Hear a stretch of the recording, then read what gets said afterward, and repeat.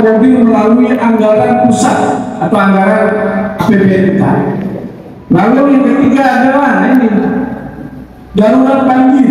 Maka tadi Pak Sekdes ngomong darurat banjir kata pendamping desa berapa persen ketua, terserah ketua bapak kepala desa berapa persen yang dianggarkan. Makanya tadi Pak Sekdes sudah bicara, kalau bisa dari Pak Sekdes ngomong silakan laporkan hasil bencana kemarin kepada pemerintah desa, apa yang sudah dikeluarkan dari kas RT, kas RW bisa mudah-mudahan kita akomodir. Yang penting laporannya jelas Pak Sekdes ya, itu agar saya bisa menganggarkan Pak ya, menganggarkan dari 62% dana desa ya. Kalau honor adanya di ADB Pak, ADB Kabupaten Bekasi, honor terus ATK, kegiatan-kegiatan BITEK itu ada di ADB. Jadi ada kita semua itu kurang lebih 4,3 miliar ya, per tahun. Nah ini honor kita aja 1 miliar lebih, hampir 1,5 miliar. Honor RT, honor RW, honor Padus, honor saya juga. Begini, itu jadinya. Makanya hari ini saya menetapkan anggaran BLT 15% dari 1,6 miliar. Mudah-mudahan ini sesuai harapan RT dan RW. Karena memang kalau kita berpacu dengan masyarakat kita yang notabene adalah sangat susah, kita nyari yang lebih susah Pak. Jadi ini susah, masih ada yang lebih susah. Kalau udah lebih susah, itu yang kita usahakan. Saya ngomong juga ini kepada Bang Fahri, gak usah main-main deh. Kita intinya layak, tidak ada request, tidak ada pesanan, layak masukan. Makanya saya minta kepada Pak RT, PRW, hari ini adalah penetapan. Harapan saya PRT, PRW punya data dari Bu Yani berapa sih RT itu yang mendapatkan BLT. Ya, buat Bu RT ternyata cewek RT kita di ibu juga, jadi mau diatur. Ya. Bapak pendamping kecamatan yaitu Bang Burnain, waktu dan tempat kami persilakan dengan segala hormat. Dan Bapak Ketua BPD bahwa BLT dana desa kita tahun anggaran 2025 ini sebanyak 66 orang dengan total anggaran yang kita keluarkan dari dana desa sekitar 237.600.000-nya. Jadi per bulannya itu 300.000 Pak, dikali 12 bulan dalam 1 tahun, dikali 66 orang, jadi dana desa ini untuk dikasih ke masyarakat sebesar 237.600.000. Jadi per orang itu menerima dalam 1 tahun 3.600.000 rupiah, diterima 3 bulan sekali Pak ya, itu 900.000 per pencairan.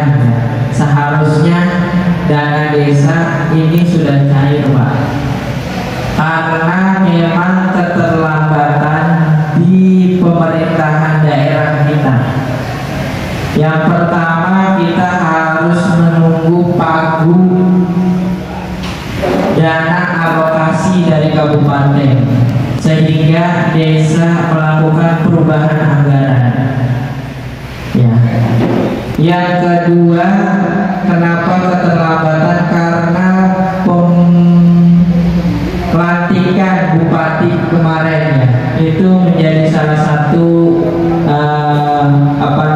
hambatan juga, karena memang penetapan anggaran ADD itu harus disetujui oleh bupati ya. Kemudian dana desa kita yang memang tadi sudah disampaikan oleh Ketua BPD, tahun anggaran 2025 ini hampir 1,6 miliar Pak. Jadi diambil 237 jutanya untuk BLT dana desa.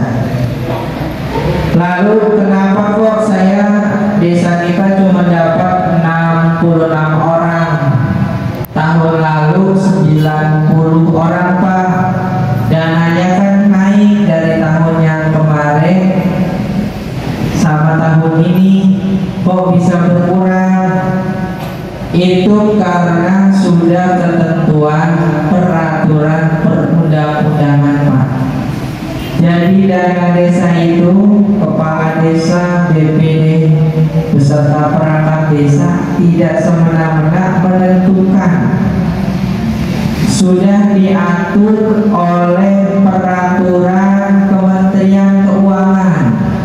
Yang pertama Pak Tuh, nomornya 108 tentang penyaluran penggunaan dana desa termasuk pertanggungjawabannya. Kemudian diatur kembali melalui peraturan Menteri Desa nomor 2 tentang petunjuk teknis atas penggunaan dana desa tahun anggaran 2025. Nah, itu diatur persentasi penerima manfaat BLT hanya 15% maksimal. Jadi tidak boleh lebih, makanya penerima BLT-nya ini berkurang.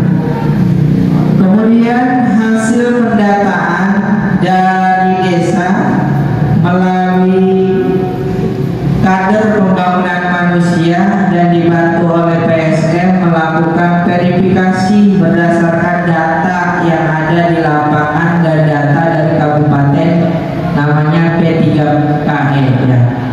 Ini foto kegiatannya, buktinya Pak. Ternyata memang kalau saya perhatikan ini sangat layak rumahnya. Kemudian dari segi pekerjaannya, dari segi penghasilannya ini memang layak mendapatkan BLT dana desa. Adapun nanti apabila ada masukan dari Pak RT, Pak RW ya, yang mungkin nanti data ini akan diberikan ya kali pada Pak RW dan Pak RT nama-nama yang mendapatkan BLT dana desa Pak. Karena dana desa ini, BLT dana desa ini dananya dari pemerintah pusat yang ditransfer ke rekening desa langsung nanti ke penerima manfaat. Dan data BLT-nya kita tentukan Pak. Beda dengan PKH, beda dengan BPNT. Kalau data PKH dan BPNT itu datanya dari pusat Pak, turun, jadi nggak bisa kita kotak-katik. Kalau ini kita tetapkan dalam forum musyawarah layak dan tidak layaknya penerima manfaat BLT. Mungkin dari data yang ada, saya sedikit sampling kali Pak Ketua ya. Sedikit sampling atas nama Ibu Mani ya, Kampung Pisangan. Iya, benar Pak Ketua. Kemudian RT 06 RW 03 ada Pak RT-nya. Benar Pak ya? Layak ya? Iya. Atas nama Apip Fatul Zana, Perumahan Gria Kota Bekasi 2, RT 7 RW 9 Pak. Mana? Ada nggak Pak?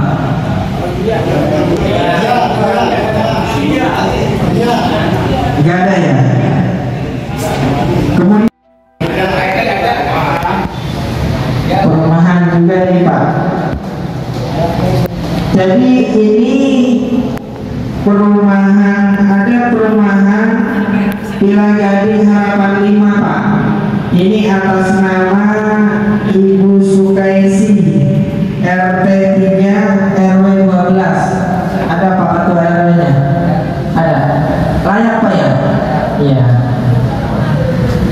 Kemudian di sini selain perumahan juga ada warga kampung Bisangan yang memang penyakit menahun atau bisa kita sebut penyakit kronis ya, yang sudah berbaring bertahun-tahun, yang stroke, yang memang nenek-nenek sama aki-aki udah sakit, itu yang seperti itu yang dimaksud Pak ya.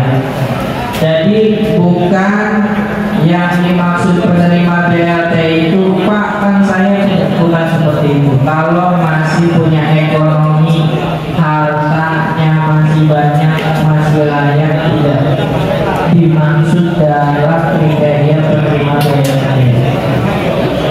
Kemudian tidak menerima bantuan apapun. Orang baru kawin kemarin, janda yang masih mulus ya, ini bukan dikategorikan seperti itu sebenarnya. Kalau ada yang lebih layak lagi, dia sebagai kepala keluarga perempuan, anaknya banyak, memang orang tidak mampu, ini yang diprioritaskan Pak ya. Jadi kalau yang janda anak satu, bodinya mulus,